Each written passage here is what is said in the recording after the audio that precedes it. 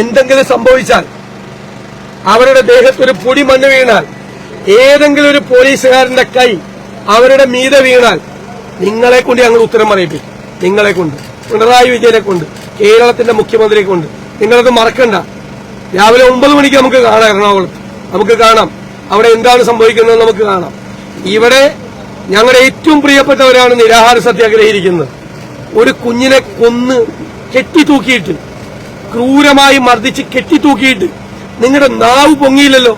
മുഖ്യമന്ത്രിയുടെ നാവ് പൊങ്ങിയ ഇതുവരെ നാവ് പൊങ്ങിയില്ല. നിങ്ങൾക്ക് അഭിപ്രായം പോലും ഇല്ല.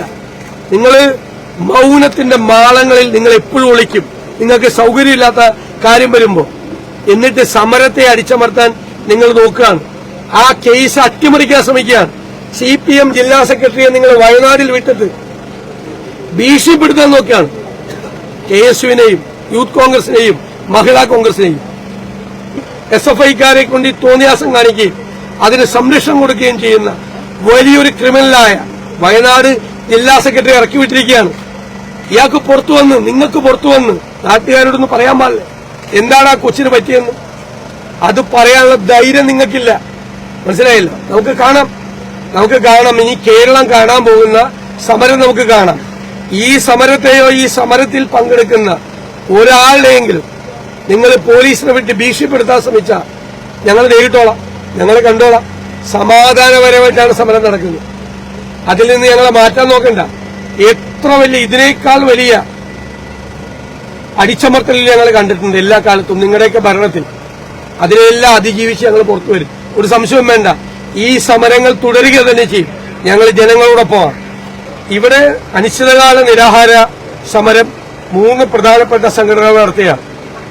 അതിന്റെ പ്രതികരണം കേരളത്തിലെ മറ്റു 13 ജില്ലകളിൽ ഉണ്ടാവും. ഒരു കാത്തിരുന്ന് കാണട്ടെ എന്താ നടക്കാൻ പോകുന്നതെന്ന്. അതെല്ലാം ഇവർ ഈ സംഭവം മറച്ചുവെക്കണം. സിദ്ധാർത്ഥിന്റെ ഈ കൊലപാതകം, CPM-ന്റെ ക്രിമിനലുകൾ മുഖ്യമന്ത്രിയുടെ ആഹ്വാനപ്രകാരം അഴിഞ്ഞാടിയ ക്രിമിനലുകൾ നടത്തിയ ഈ കൊലപാതകം മറച്ചുവെക്കാൻ വേണ്ടി വേറൊരു കേസ് എറണാകുളത്ത് ഉണ്ടാക്കിയിരിക്കുകയാണ്. മനസ്സിലായി?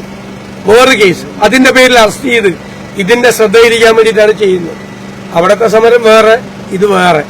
ഇതിനെയൊന്നും തകർക്കാൻ പറ്റില്ല. CBI അന്വേഷണത്തിന് വിട്ടാൽ നിങ്ങളുടെ പ്രധാനപ്പെട്ട ആളുകൾ മുഴുവൻ ജയിലിൽ പോകും. CBI അന്വേഷണം തീരുമാനിക്കുന്നത് വരെ ഈ സമരം തുടരും. നമുക്ക് കാണാം. തീർച്ചയായിട്ടും ഇതിന്റെയൊക്കെ പ്രതിഷേധം, സ്വാഭാവികമായ പ്രതിഷേധം കേരളം മുഴുവൻ ഉണ്ടാവും. സംശയമല്ല ഉണ്ട്. അത് അയാൾക്ക് പേടിയാണല്ലോ. കാരണം എല്ലാ ഏകാധിപതികളും ഭീരുക്കളാണ്. ഞാൻ കണ്ട ഏറ്റവും വലിയ ഭീരു, എന്റെ ജീവിതത്തിൽ കണ്ട ഏറ്റവും വലിയ ഭീരു ഈ കേരളത്തിന്റെ മുഖ്യമന്ത്രി പിണറായി വിജയനാണ്. ഞങ്ങൾ അങ്ങോട്ടൊന്നും വരുന്നില്ല, അദ്ദേഹത്തെ വ്യക്തിപരമായി ആക്രമിക്കുകയില്ല. ഞാൻ ധൈര്യം തരാം എല്ലാവർക്കും വേണ്ടിയിട്ട്, പേടിക്കൊന്നും വേണ്ട. അവിടുത്തെ ഏറ്റവും പ്രധാനപ്പെട്ട ഉദ്യോഗസ്ഥരോട് ആരാധിക്കുന്നത് വെച്ചാൽ അകത്തേക്ക് വിളിക്കും. ഒരു കുഴപ്പമില്ല, ധൈര്യമായിട്ട് എല്ലാം പറയാം. ഞാൻ വിളിച്ചാൽ ഇത് ഞാൻ കൂടെ വരാൻ പറയാം. ബുദ്ധിമുട്ടാണ്. വേറെ ഒരാൾ ഒരു ബഹളം ഉണ്ടാക്കിയത് ആവശ്യമില്ലാത്ത വർത്തമാനം പറയും. എവിടാ മോശമായിട്ട് ഒരു കാര്യം ഞാൻ മാത്രം സംസാരിക്കും. ഇത് ഗവൺമെന്റാ. എന്താ പ്രശ്നം? എന്താ ഇന്നെന്താ ഇവിടെ ഇത്രയും ഒരു പോലീസും സംവിധാനവും ഈ നിരാഹാരം കിടക്കുന്നിടത്തുള്ള പ്രശ്നം എന്താ? നിങ്ങളെന്നെ പറഞ്ഞോ, ഞാൻ പരിഹരിച്ചു തരാം. അല്ല, നിങ്ങളെന്താ ഈ ഒരു മര്യാദ ഇങ്ങനെ ഒരു വലിയ, നിങ്ങളോട് ഞാൻ ചോദിക്കുകയാണ്, നിങ്ങൾ ഇത്രയും പോലീസ് വന്ന് ഇവിടെ പ്രൊവോക്ക് ചെയ്യേണ്ട എന്താ പ്രശ്നം? ആ, വേറെ പ്രശ്നമൊന്നുമില്ല. ഇവിടെ വന്ന് ഇവരെ പ്രൊവോക്ക് ചെയ്ത് മാറിയതാണ്. ഒരു പോലീസ് സ്റ്റേഷനിൽ എത്തിയെന്നാണ് പറഞ്ഞത്.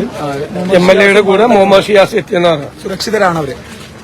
ഇതുവരെ നടക്കുന്ന സമരത്തിന്റെ പ്രതികരണം എല്ലാ ജില്ലയിലും ഉണ്ടാവും. എറണാകുളത്ത് ആ സമരത്തെ അടിച്ചമർത്താൻ നടത്തിയ ശ്രമത്തിനെതിരായി എറണാകുളം ജില്ലയിലും അതിന്റെ പ്രദേശങ്ങളിലും എല്ലാം വലിയ സമരങ്ങൾ.